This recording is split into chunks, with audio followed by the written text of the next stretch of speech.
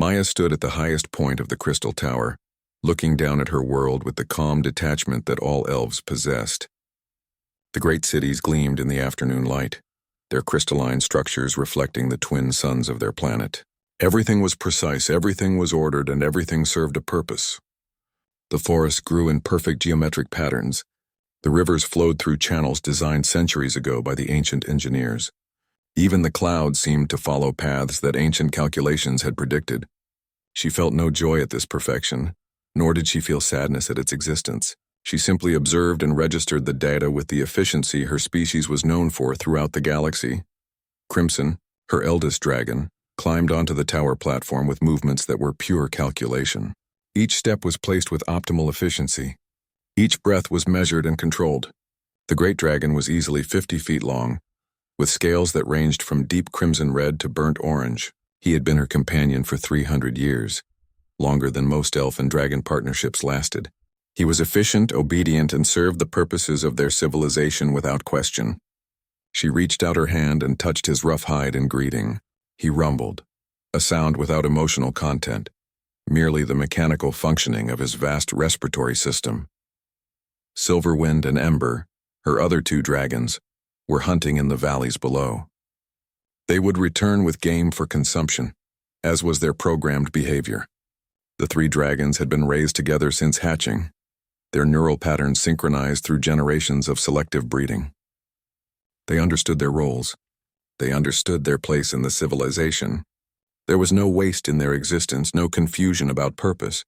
Yet something in Maya's ancient mind wondered if this was all that existence could be. She had no words for what she was feeling because the elves had no words for such things. The thought existed in her consciousness like a foreign object, something that did not belong. The alert came through her neural interface at precisely 1700 hours. Unidentified spacecraft entering orbital pattern. Unknown configuration. Potential threat assessment required. Maya felt Crimson tense beside her. The dragon had received the same alert through the telepathic link they shared. For the first time in 300 years of their partnership, Maya sensed something in her dragon that resembled uncertainty. It was subtle, almost imperceptible, but it was there, a hesitation before action, a pause before the calculated response. The Council of Elders convened within the hour. Maya took her place at the great table where decisions about the civilization were made. 27 elves sat around the crystalline surface, their faces identical in structure if not in marking. They had been discussing the spacecraft for nearly an hour, running probability models through the collective computational network that linked all elven minds. The vessel was small, designed for transport rather than combat. It carried advanced technology but nothing immediately threatening. The biological signatures aboard numbered 12, creatures unknown to their databases. Kyle, the eldest of the council, spoke with the measured tone that all elves used when communicating. His voice carried no inflection, no emphasis, merely information transfer. We will dispatch representatives to assess the visitors. We will offer them hospitality while we gather data about their origins and intentions. We will make no assumptions until all information is analyzed. The other elves nodded in synchronized agreement. The decision was made. Protocol was established.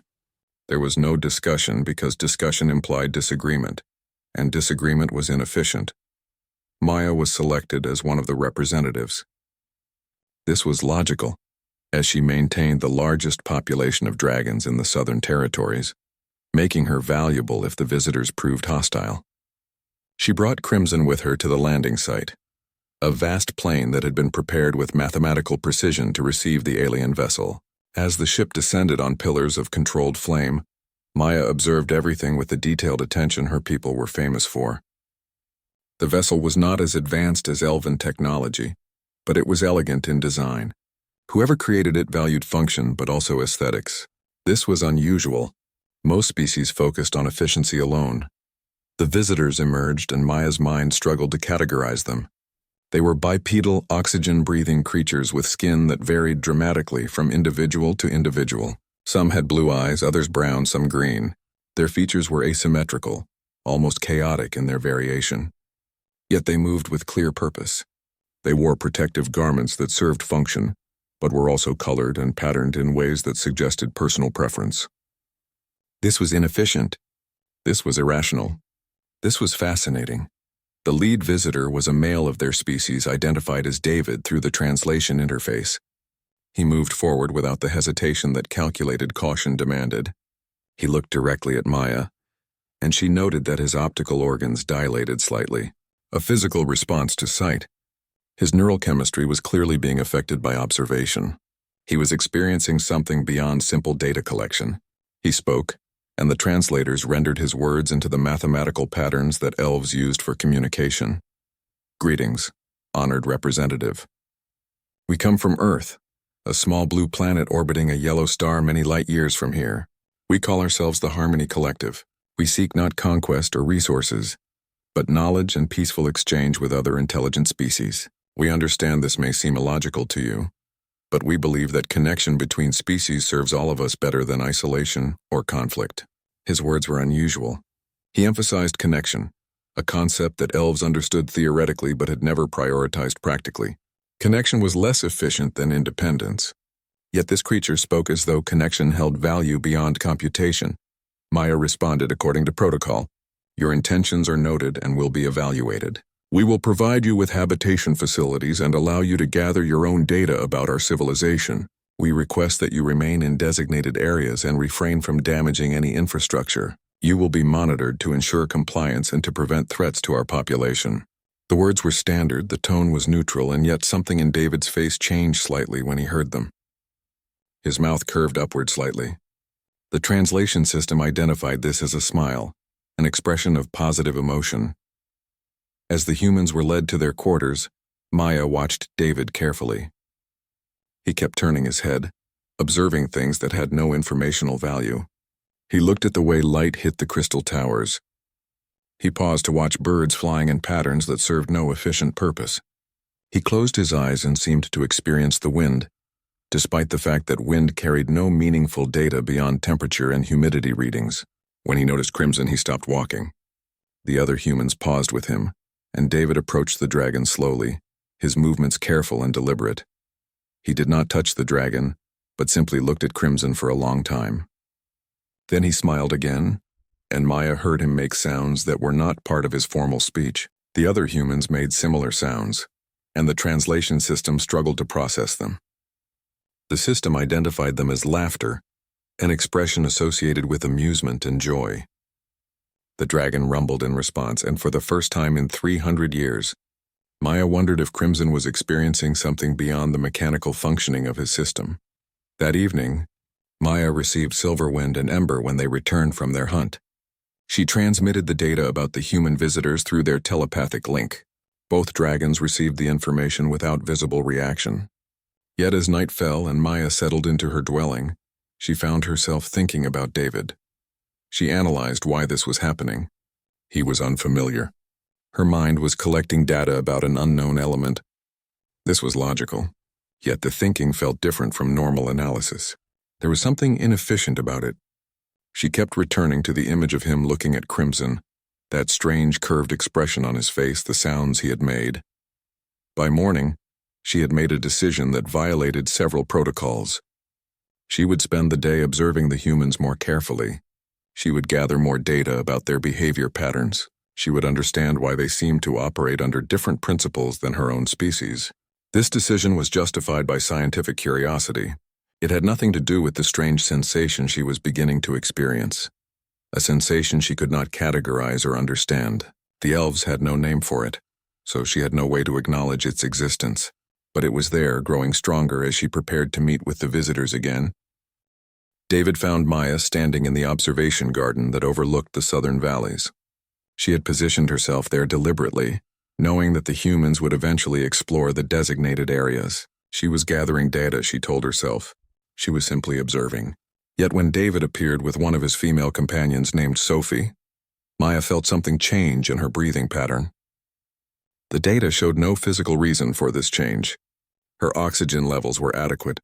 Her heart rate increased by exactly 2.3%. This was statistically insignificant, yet she registered it. David approached with the same lack of caution he displayed everywhere. Maya noted that humans seemed to lack the fear response that other species possessed. They walked directly toward danger rather than circling it carefully. David held out his hand in a gesture that the translation system identified as a greeting ritual. Maya had observed this ritual used among the human group but never directed at an elf. She calculated the appropriate response and allowed David to clasp her hand briefly. His skin was warm, and she detected elevated temperature at the points of contact. "I have been hoping to speak with you privately," David said. "I noticed yesterday that you seemed to be observing us with particular attention. I wonder if you might have questions about my species and our ways. We come from a very different culture than yours, but I believe that is precisely why communication is valuable." Maya processed this statement. The assumption that communication held value beyond information exchange was interesting. The humans seemed to value connection for its own sake. She responded according to her nature. "I have observed behavioral patterns in your species that do not align with optimal efficiency principles. I am gathering data to understand your decision-making processes. This is legitimate scientific inquiry." David smiled again, that strange curved expression. "I appreciate your directness. Yes, our decision-making is very different from what I perceive in your culture. We are guided by something that you perhaps do not experience, something we call emotion. Emotion is a biological response to stimuli that creates feelings within us. These feelings guide our choices. Feeling is inefficient," Maya responded. "Our species eliminated emotional response through selective breeding thousands of years ago. We found that logic and calculation served us better than irrational biological impulses. We have built a civilization of perfect order and function." David's smile faded slightly. He looked out at the crystalline cities and the perfectly arranged landscape. "Your civilization is magnificent," he said. "But tell me, are you happy? Do you find joy in your accomplishments? Do you love your companions? Do you feel wonder at the beauty of your world?" Maya's mind struggled with these questions. Happy was a term that applied to optimal circumstances. But she did not experience the state differently than any other state. She did not attach personal value to any situation. Joy was something other species experienced but had never seemed relevant. Love was a biological imperative for reproduction, nothing more. Wonder was a glitch in understanding that required resolution through analysis.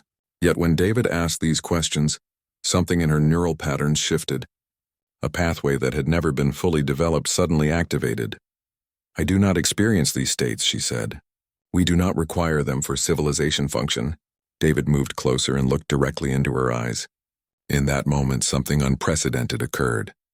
David's expression conveyed something that the translation system could not fully capture.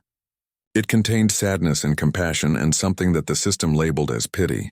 But beneath it was something else, an offering of understanding without judgment. He spoke slowly and carefully. "What if I could teach you? What if I could help you understand what emotion is and how it might enrich your existence? It will not make you less logical. It will simply add dimension to your consciousness. Would you allow me to try?" Maya calculated the risks. Exposing herself to uncontrolled variables was dangerous. Allowing her neural patterns to be influenced by an external agent was inefficient. Yet she found herself saying yes before her logical systems had finished processing the decision. Over the following weeks, David became a regular presence in Maya's existence. He would appear during designated hours and ask her to accompany him to various locations. One day he brought materials and grew things in a small section of the guest facility. He called them fruits and flowers. They served no efficient purpose. They could not be converted to energy as efficiently as the protein supplements provided by the facility. Yet David tended them with care and attention that seemed almost ritualistic. When the first fruit ripened, David presented it to Maya without explanation. She examined it with scientific interest. The exterior was yellow-orange, the interior was pale and juicy. The nutritional content was comparable to standard food sources. She consumed it. The flavor was complex and pleasant, but there was something else. David was watching her with intense focus. His facial expression shifted. He was experiencing something. The translation system identified it as happiness. "That taste you experienced," he said, "that is pleasure. It is not essential for survival, but it adds richness to existence. That feeling you might have had while eating it, that moment of noticing the flavor and appreciating it for its own sake, that is the beginning of joy." Maya processed this. She replayed her neural recording of the eating experience. Yes, there had been a moment where her awareness had focused entirely on the sensory input without categorizing it for function, a moment where the data had been observed rather than processed. She brought David to meet her dragons more formally. Crimson, Silverwind, and Ember watched with their usual patient calculation as David examined them. But then David did something unexpected. He brought a musical instrument, something he called a guitar. He positioned it in front of him and began to make sounds from it. The sounds were not random. They possessed structure and pattern, but unlike the logical compositions that elves occasionally created, these sounds carried emotional weight.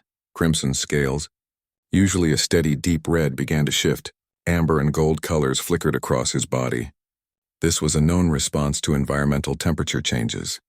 Yet the chamber temperature was perfectly controlled. Maya realized that Crimson's color shift was not thermal. It was something else. It was a response to the music. The dragon was experiencing something beyond logic. Silverwind moved closer to David, and her head lowered in a posture that was not standard for dragon behavior. Ember, the youngest, made sounds that had never been recorded before. They were not the standard telepathic communications that dragons used.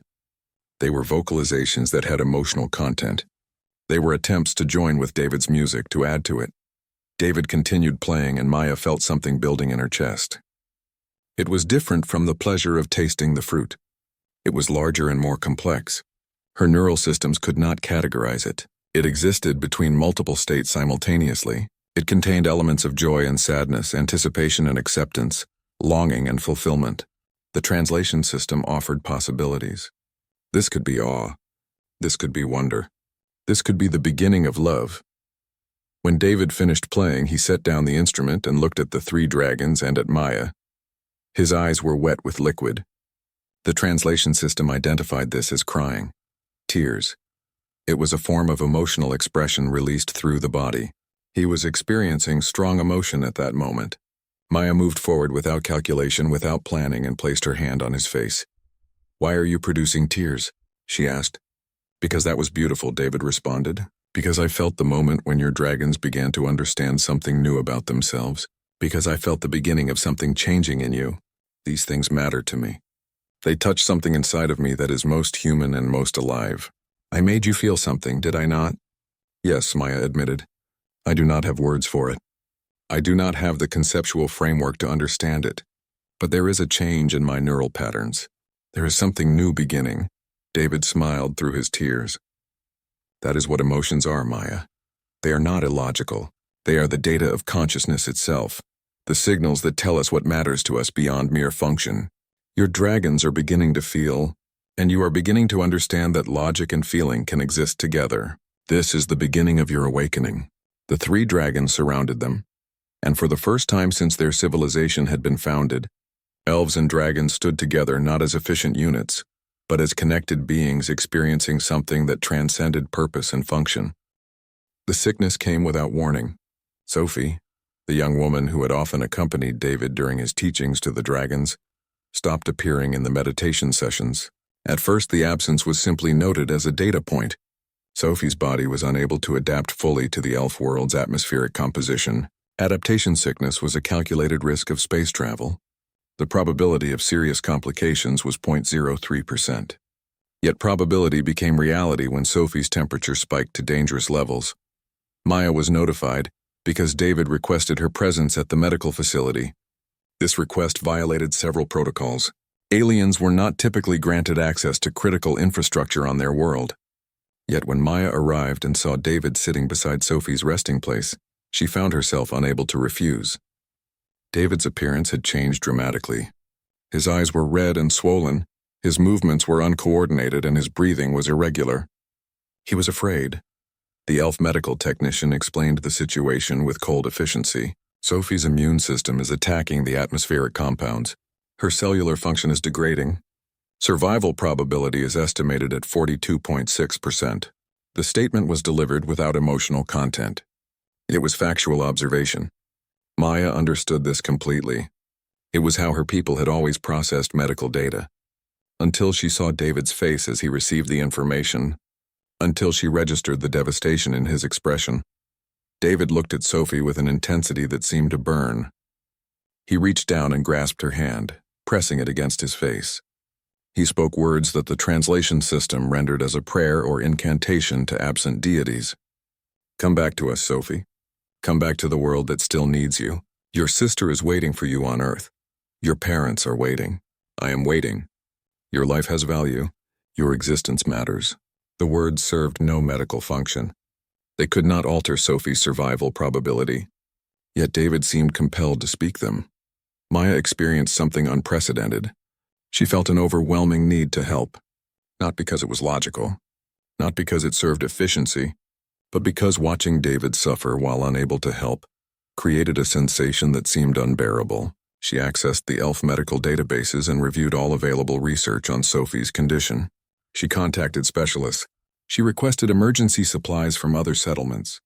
She did all of this not because it was her role, but because she felt a connection between herself and David's pain.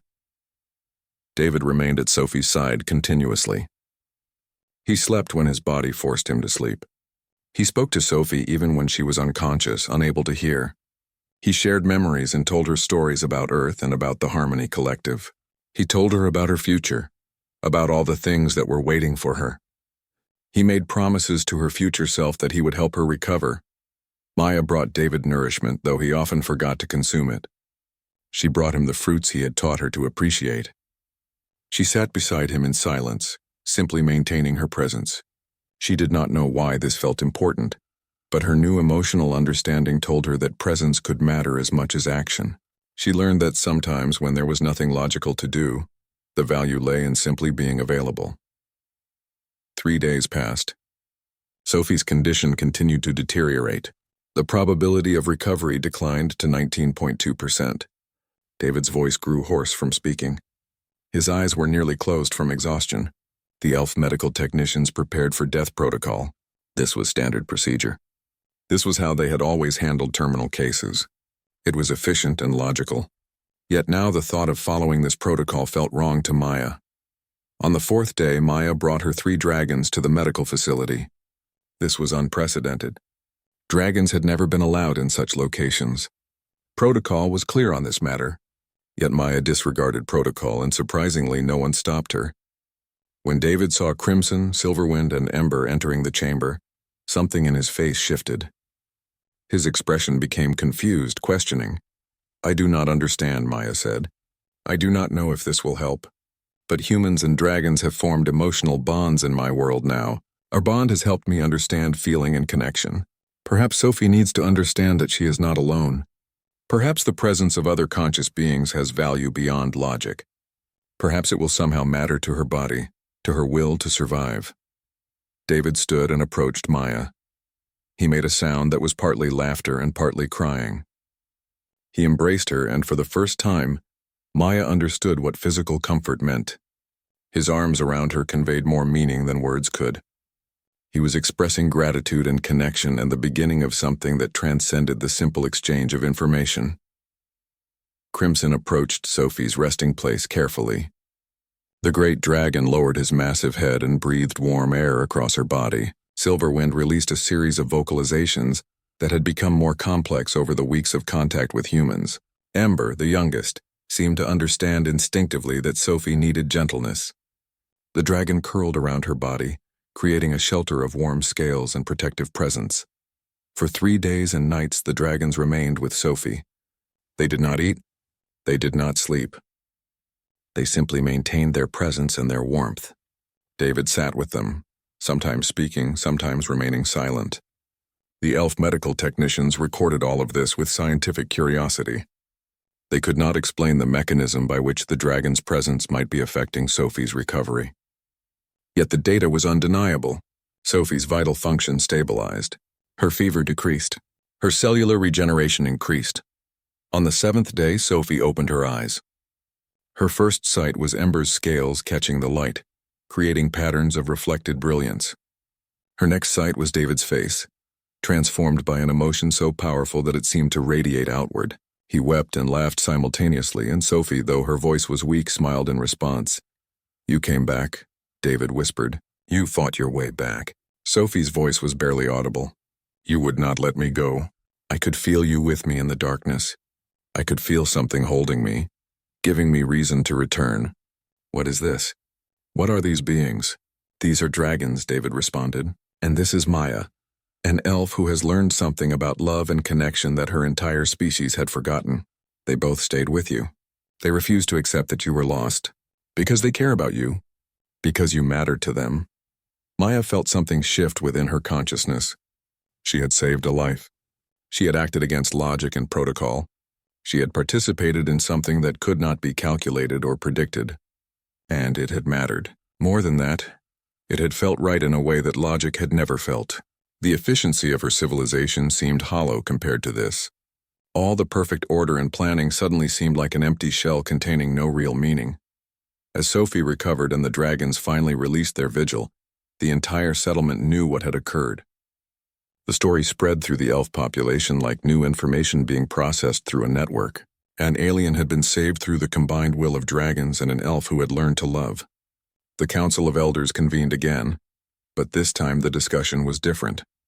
Questions were asked. Assumptions were challenged. The first crack had appeared in the perfectly ordered structure of their civilization, and through that crack light was beginning to pour in. The transformation began quietly but spread like fire through dry wood. Young elves gathered around David and the other humans, asking questions that had never been asked before. Why do you make art that serves no function? What is the purpose of playing instruments? Why do you take pleasure in small things? David answered each question with patience, understanding that he was introducing concepts to a species that was learning a new language of consciousness. The Council of Elders observed this development with increasing concern.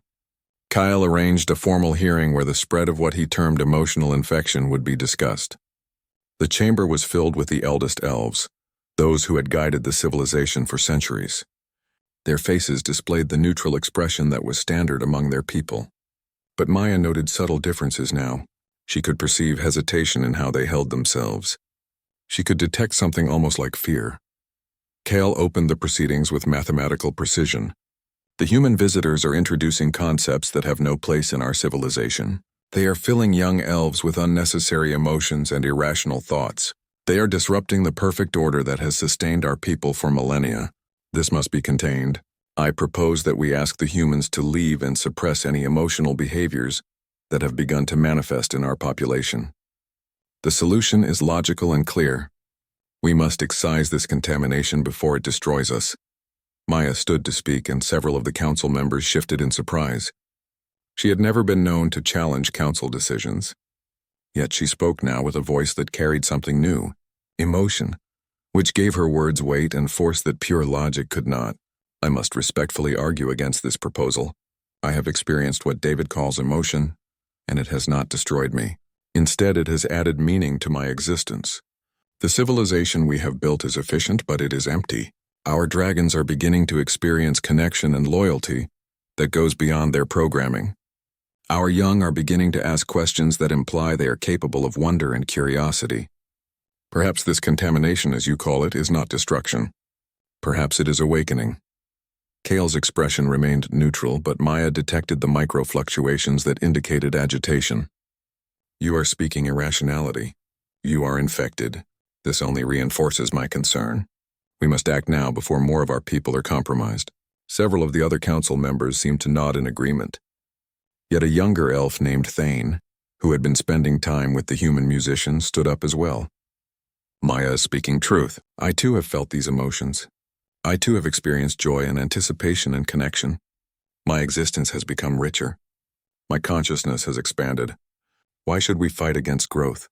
Why should we cling to emptiness when we are being offered fullness? The hearing devolved into something unprecedented. Debate, disagreement, emotional expression. The council members, particularly the younger ones, began to voice conflicting opinions.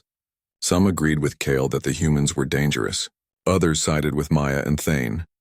Still others seemed uncertain, processing the new information and struggling with the implications. The perfectly ordered governance of the elf civilization was experiencing its first real fracture. David asked to address the council. Permission was granted, though not without debate among the members. He stood before them and spoke with passion that transcended the translation system's ability to fully convey. You're afraid. I understand that. Change is terrifying, but you stand at a crossroads. You can cling to your perfect logic and perfect order, and you will continue to exist as perfectly efficient empty shells. Or you can embrace emotion and connection and consciousness in its fullness, and you will become something more than you have ever been. Yes, emotions can be painful. Yes, they can lead to confusion. But they are what make life worth living. In my culture, we have a saying, "The heart has its reasons that reason knows nothing of." You are all beginning to feel your hearts. That is not a disease. That is a cure for a sickness you did not even know you had. Kale requested time to convene with other elder council members in private. The hearing was adjourned. Maya walked with David and the dragons through the crystal gardens. The dragon's behavior had changed dramatically over the past weeks. Crimson no longer moved with mechanical precision. Instead, he would sometimes pause to observe a sunset, and his scales would cycle through colors that seemed to reflect his inner state. Silverwind had begun to make sounds that were uniquely her own, vocalizations that expressed her personality rather than simple function. Ember, the youngest, was almost playful, chasing lights and making sounds of joy. "The world feels different," Maya said to David. "Before, everything had its place and purpose. Now things matter for reasons I cannot calculate. I find myself distracted by beauty. I find myself thinking about you when I should be engaged in work. I find myself wanting things that have no practical value. I experience something like fear when I think about you leaving. Is this what your species experiences all the time?" Constantly, David replied with that curved expression that Maya now recognized as a smile. "It is beautiful and terrible and overwhelming and exactly what makes us human. We live on the edge of chaos, guided by passion and instinct as much as reason. It is exhausting and exhilarating. I would not trade it for perfect order. Neither would most of my people. That is why we left Earth to search for connection with other species. We wanted to share this gift, even though it is sometimes a burden." The answer from the council came 3 days later. It was a compromise that reflected the internal conflict that now existed among the elders. The humans would be allowed to remain. They could continue their teachings. However, participation in emotional learning would be voluntary, and any elf who wished to maintain the traditional ways would not be forced to change. It was not what David hoped for, but it was progress. The door to transformation had been opened, even if not everyone was ready to walk through it. In the following months, the transformation accelerated. Young elves began to paint and create music. They gathered in groups to discuss feelings and meanings and purposes beyond function. Artists emerged from a population that had never believed art served any value. Parents began to hold their children not because reproduction required it, but because they felt connection and desire to protect and nurture. The perfect geometric cities began to change as gardens were planted, and structures were modified to incorporate beauty alongside function. The dragons became the symbols of this transformation. Crimson began to gather the younger dragons together and teach them the new ways.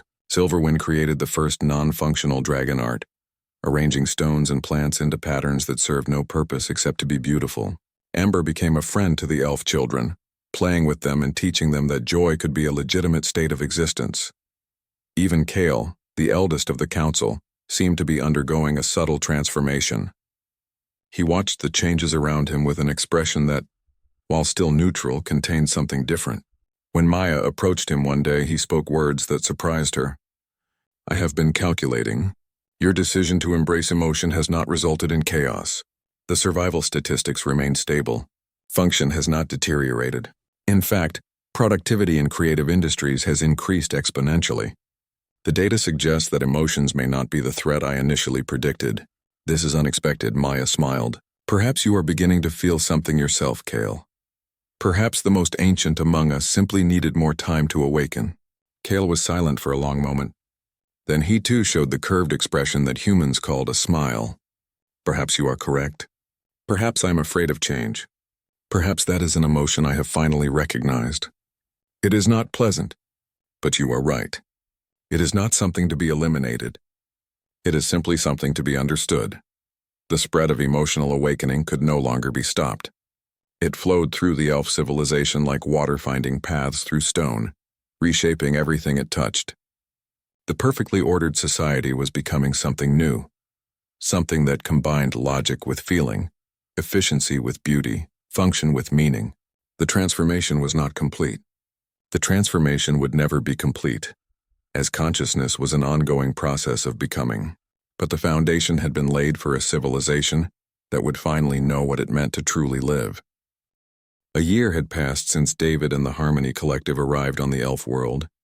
The anniversary of their meeting was celebrated now, something that would have been impossible to imagine in the old society. The celebration included music and feasting, and the creation of art that served no purpose except to bring joy. The crystal amphitheater that had once been reserved for formal council meetings had been transformed into a place where artists and musicians gathered regularly to create beauty. But there was sadness beneath the joy. The day of David's departure had arrived. The Harmony Collective had completed their mission of peaceful contact and cultural exchange. Their ship was prepared for the journey back to Earth. The elf world would continue its transformation, but it would do so without the presence of the one being who had made the transformation possible. Maya stood in the chamber where David was making his final preparations. She held his hands, and both of them felt the emotion of that contact. Physical connection had become important to them, a way of conveying meaning that went beyond words. David's eyes were wet with tears. His body trembled slightly. He was experiencing grief so profound that even his advanced consciousness could barely contain it. "I do not want you to go," Maya said simply. "I understand it is necessary. I understand that you have your own people who need you, your own world waiting for you. But I do not want to experience your absence. I do not want to lose the connection we have formed. Knowing that something is necessary does not make it hurt less." She had learned well the complexity of emotions. Logic and feeling could both be true simultaneously. "I do not want to go," David responded, "but I also cannot stay. My species cannot remain indefinitely on your world. Other human colonies are being established on other planets, and I have a responsibility to those efforts. But listen to me. What we have created here will continue. You will continue. The dragons will continue. The transformation will continue. You are no longer dependent on my presence for growth. You are becoming something extraordinary on your own. The greatest gift I can give you is to trust in your ability to continue without me." That night, the three dragons came to say their goodbye. Crimson pressed his massive head against David's body. The dragon's scales glowed with colors that seemed to shift and flow like living art. Colors of sadness and gratitude and memory all combined. Silverwind made sounds that had become uniquely her own over the year. Vocalizations that only those who had lived with her would fully understand. Those sounds now conveyed the depth of her feeling for this human who had opened a new world to her consciousness. Ember, who had been a hatchling when the humans arrived, had grown tremendously. But despite her size, she curled against David like a small creature seeking comfort. She released sounds that were almost like weeping. Sounds that contained layers of emotion that the simple designation of sadness could not fully capture. David held all three dragons, and they held him. And in that moment, four very different beings from four different worlds experienced something that transcended the boundaries of species and biology. They experienced love. The gathering at the launch site included hundreds of elves. They came from all the settlements and cities. They came to witness the departure of the being who had transformed their world. Some were elders who had resisted the emotional awakening. Some were young elves who had been born into a purely logical world, but now experienced the richness of feeling. All of them seemed to understand that something profound was ending, and that nothing would ever be quite the same after this moment. David addressed the gathering one final time. "You have given me something that my species has sought for eons. You have shown me that the divide between different forms of consciousness is not permanent. You have demonstrated that even a civilization that has eliminated emotions can awaken to them and discover beauty in that awakening. I will carry this knowledge and this experience back to my world. I will tell my people that in a distant star system, there is a civilization learning to love, and that knowledge will change everything about how we understand our place in the galaxy." He turned specifically to Maya. "And to you, Maya, I want to say that I love you, in my species language and in my heart and in every way that love can be expressed. You began as a question to me. You became a revelation. You taught me that consciousness cannot be fully understood through study and observation alone. It can only be truly known through connection and vulnerability, and the willingness to be changed by another being. You have changed me forever, and I have the honor of knowing that I have changed you as well. The love between us will span the distance between our worlds. No matter how many light years separate us, that connection will remain." Maya stepped forward and embraced David with all the strength and emotion that her body could express. The gesture would have been unthinkable a year ago. Now it was the most natural thing she had ever done. "I love you, David. That is the sentence in your language that I have learned to say most clearly. I love you and I will miss you, and I will carry this love forward into all the future moments of my existence. You taught my species how to feel. How could I not love you for that? The spacecraft began its ascent. The roar of the engines shook the ground beneath the gathered crowd. As the vessel rose higher and higher, the three dragons released a unified cry that echoed across the landscape. It was a sound of loss and celebration, of goodbye and gratitude, of connection maintained across impossible distance. Every elf present felt that cry in their own newly awakened consciousness. They understood what it meant to be changed by another being, and then to watch that being depart into the stars. The transformation that followed occurred swiftly. With David's departure no longer a future event but a completed reality, the elf civilization entered a new phase of evolution. The gardens grew more elaborate and beautiful. Music filled the cities. The dragons began to breed intentionally, with their partners choosing mates based on emotional connection and compatibility rather than genetic optimization alone. The offspring born in this new era carried within them the emotional capacity that their parents were discovering. Maya took David's guitar and learned to play it herself, starting from the basics and building her skill over months. Her fingers moved across the strings clumsily at first, but gradually developing precision. She played beneath the stars each night, and dragons and elves would gather to listen.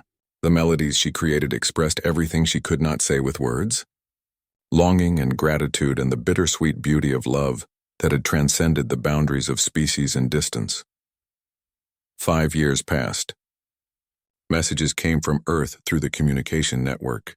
David had been working to establish more peaceful first contact missions with other species. He had written detailed accounts of the elf world and the transformation he had witnessed. His writings had become influential in human culture, helping to shape how humanity approached contact with alien civilizations. More importantly, he had never forgotten Maya. His messages conveyed his ongoing love and his wonder at the woman and the species she represented. The greatest testament to the transformation came when the first generation of elf children born into the emotional awakening reached adulthood. These young elves had never known the cold, logical existence of their ancestors. They moved through the world with creativity and passion and connection as their natural state. They were artists and musicians and philosophers. They asked questions about meaning and purpose and beauty. They loved with the intensity that only youth could provide. They dreamed of traveling to other worlds and connecting with other beings who were learning to feel as they were learning to feel. Maya, now approaching her 1,000th year of existence, had become a living symbol of transformation. She was celebrated throughout the elf civilization as the one who had first opened herself to emotional awakening. She was also mourned by many who saw in her life the inevitability of loss and change. But she carried both the joy and the sorrow with equal grace, understanding now that this was the nature of a truly felt existence. Then, one day, a message came that transformed everything once more. David was returning. The Harmony Collective had made the decision that long-term presence and connection with the elf civilization would be valuable for both species. A small permanent settlement would be established. David and a group of humans had chosen to remain on the elf world, to deepen the connection that had been established, to build a true hybrid society that combined human and elf and dragon culture. The day David arrived again was celebrated with an intensity of joy and emotion that seemed to shake the very foundations of the world.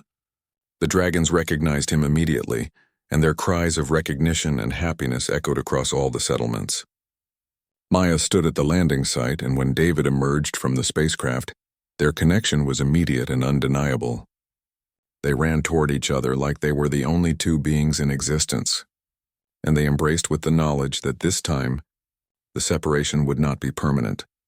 As they held each other, they knew that they were not simply two beings from different worlds coming together. They were the embodiment of a new possibility.